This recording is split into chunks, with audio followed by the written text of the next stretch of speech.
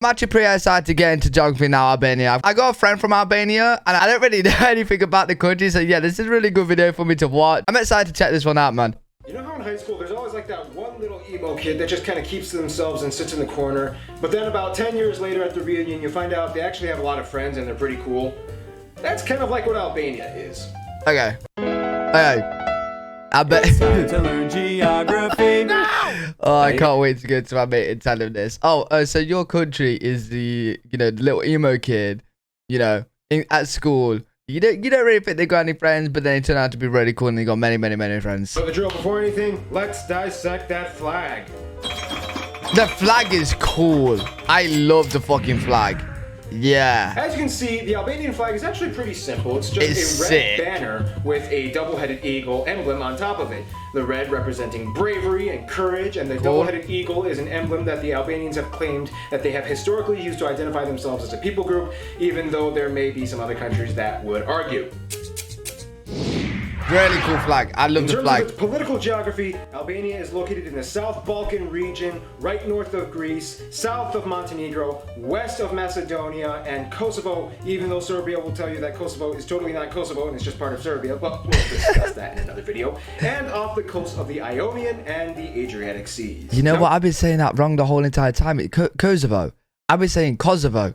When it comes to Albania's borders, it almost kind of looks like every single country surrounding Albania is trying to take as much coastline away as they can from Albania. In the south, Greece is like, I'm just gonna take these extra 10 miles of beach. In the north, Montenegro's like, I'm just gonna take the entire Buna River. And even inland, Macedonia is like, I'm just gonna take the majority of the Prespa and Ohrid lakes and access to those lakes. Albania doesn't really get much regard. They got now, unlike its neighbors that border the Mediterranean, Albania doesn't really have many islands that border its coastline. In fact, there are only about 7 to 10-ish islands, most of which are small, uninhabited, or barely inhabited, like Tongo and Stilo Island in the south, which each only have one house on them, and most of the other— Yo, imagine being that one house, though. Imagine you're that one house on the island. That island's yours. The ones are basically barely even the size of an IKEA. However, a lot of them do have a lot of cool historical ancient sites and landmarks on them, such as Ali Pasha Castle on Butrint and the 13th century monastery on Zvenes Island. Except for one, Sazan Island. Sazan Island has actually played a very crucial role in Albania's history. It was taken over by the Romans, and then the Byzantines, and the Ottomans, and the Greeks, and the Italians, and the British, and then the Greeks, but the Greeks won it again, so they gave it to the Italians. And then the Italians finally gave it to Albania. It's a long story. Man, that flag's so cool. It's the only somewhat inhabited island, as the people living there are only there to maintain the former military bases that were built.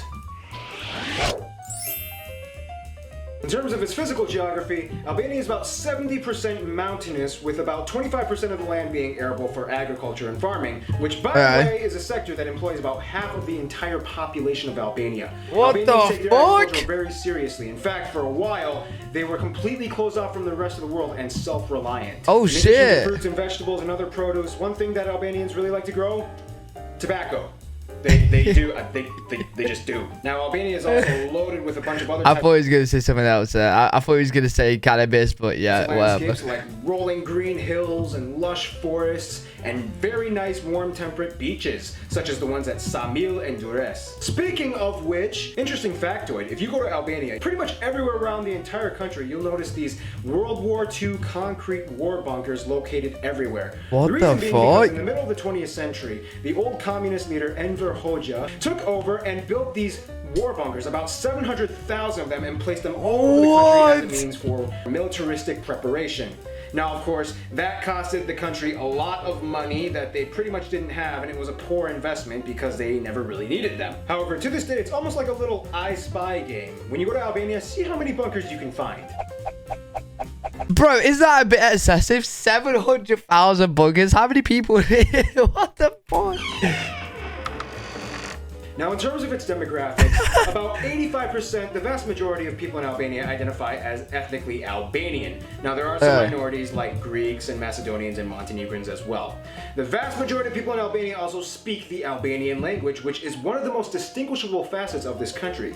The Albanian language to this day relates to no other Indo-European language branch in the world. It stands alone as its own, and it's a very unique language. Albania also has a very interesting faith-based background. About 60% of the people identify as non-denominational or secular Muslim, and about 20% identify as Christian, mostly Catholic or Orthodox. Although historically, Albania at one point banned all religious freedom and was declared the very first atheist state in the entire world during the communist regime until 1992. Interesting side note, in Albania they shake their head to say yes and they nod their head to say no. No, they don't. No, they don't. Wait, why? Why the fuck has my mate never told me that? No, they don't. Wait, what? Bro, what? No, I don't want it. I don't. This is where things get a little interesting because historically, Albania has probably been one of the most socially awkward countries in the world. Shortly after Albania was relinquished from the Ottoman Empire, Albania kind of went through a few decades of not exactly quite knowing how to be Albania again.